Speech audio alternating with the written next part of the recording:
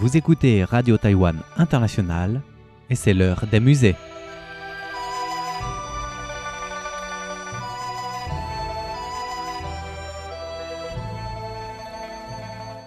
Chers amis francophones, bonjour. Vous écoutez l'heure des musées. Vous vous souvenez peut-être du meilleur moment que nous avons passé la semaine dernière avec nos chères dames en complétant la lune et en appréciant les bambous. Aujourd'hui, nous allons partager une activité tout aussi charmante avec elles. La cueillette des fleurs. Dans la tradition chinoise, les fleurs sont bien plus qu'une simple beauté visuelle. Elles incarnent des valeurs profondes et symboliques. Les dames de la cour et des siècles littéraires de la Chine ancienne étaient souvent représentées en train de cueillir des fleurs, non seulement pour leur beauté esthétique, mais aussi pour la tranquillité et la contemplation qu'elles inspirent. Cette pratique délicate et raffinée permettait aux dames de se connecter intimement avec la nature, d'apprécier la saisonnalité des fleurs et de méditer sur leur propre état d'esprit. Chaque fleur, avec sa forme et sa couleur unique, portait un message subtil qui enrichissait leur expérience de vie quotidienne.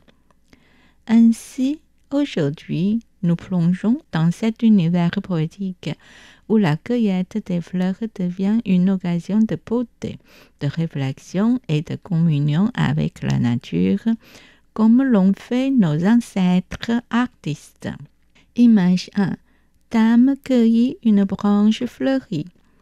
Dans cette peinture ancienne, une élégante dame de cour est représentée en train de cueillir une branche fleurie. La dame, vêtue d'une somptueuse robe aux manches amples, lève les bras pour atteindre les fleurs suspendues au-dessus d'elle. Sa posture gracieuse et sereine témoigne d'une grande tranquillité et d'un raffinement propre aux dames de la cour impériale. Un enfant se tient à côté d'elle, imitant son geste ou l'assistant dans cette tâche. L'enfant est vêtu d'un costume traditionnel avec une ceinture et des manches longues. Il regarde la dame avec une expression d'admiration et de joie. En arrière-plan, on peut distinguer des éléments architecturaux et naturels qui créent une atmosphère paisible et harmonieuse. Les branches fleuries et les arbres complètent la scène, accentuant la beauté et la sérénité du moment.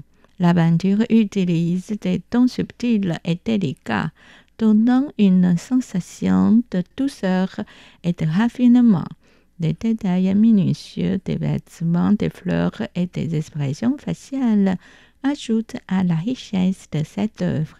Cette peinture capture un instant de calme et de grâce, illustrant la connexion entre l'homme et la nature dans un cadre impérial. Image 2. Boîte en lac polychrome sculptée décorée de dames dans un paysage. Cette boîte de forme ovale irrégulière a un fond plat, sans pied et une ouverture emboîtée. L'intérieur et le fond de la boîte sont laqués en noir, et le bord du couvercle est encadré. Les côtés de la boîte sont décorés de motifs floraux hexagonaux sculptés en rouge, tandis que le couvercle présente des motifs en relief de 3 couleurs superposées, jaune, vert et rouge. Au centre du couvercle, une scène montre une dame élégante marchant sur un pont de bois au-dessus de l'eau, tenant une pivoine dans la main, suivie par une servante portant un panier de fleurs sur son dos. À l'arrière-plan, les collines parsemées de pivoines complètent le paysage. La laque rouge est vive, les traces de couteau sont nettes et précises, et l'ensemble du travail est exécuté avec soin et régularité. Image 3. Poidron d'un lac polychrome sculpté avec paysages et personnages, de forme ovale irrégulière, avec une ouverture emboîtée, des parois droites peu profondes et un fond plat. Le couvercle est sculpté avec une scène de dames élégantes, l'une tenant une branche fleurie, suivie d'une autre portant un petit panier de fleurs. Le décor est complété par des motifs de pins, de bambou et de plantes sauvages. Les côtés de la boîte et du couvercle sont ornés de motifs floraux hexagonaux sculptés. L'intérieur et le fond de la boîte sont laqués en noir brillant. Les objets en laque sont nombreux et diversifiés dans la culture chinoise. La production de la laque remonte à une période ancienne, apparue de la dynastie Shang. La laque englobe une grande variété d'objets, allant des récipients petits ou grands à la vaisselle, en passant par une gamme d'objets de parure et même des meubles et des cercueils ornés de laque peinte.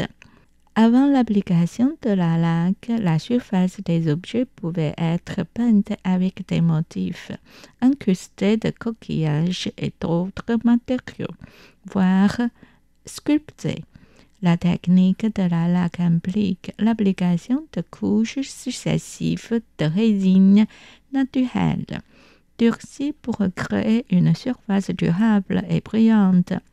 Outre les différentes couleurs utilisées, la laque peut être enrichie de poudre d'or ou d'argent, ainsi que d'autres traitements décoratifs, ajoutant une dimension luxueuse et précieuse à ces objets. Ce savoir-faire artisanal traditionnel ne se contente pas d'embellir les objets utilitaires et décoratifs, mais témoigne également d'une esthétique raffinée et d'une maîtrise technique exceptionnelle transmise de génération en génération dans l'art de la laque chinoise. Image 4. Cache-pot décoré avec une dame en glasure polychrome. Ce pot de fleurs en porcelaine de forme cylindrique présente un fond plat avec 2 trous d'évacuation d'eau à la base. Rempli de terre jaune, l'extérieur est orné de peintures et d'écritures en émail pastel. Sur une moitié, on trouve l'inscription « Beauté éclatante d'une noble dame », suivie de « Au printemps de l'année, Ren Xu », écrire et peindre des bambous, avec un socle lisible.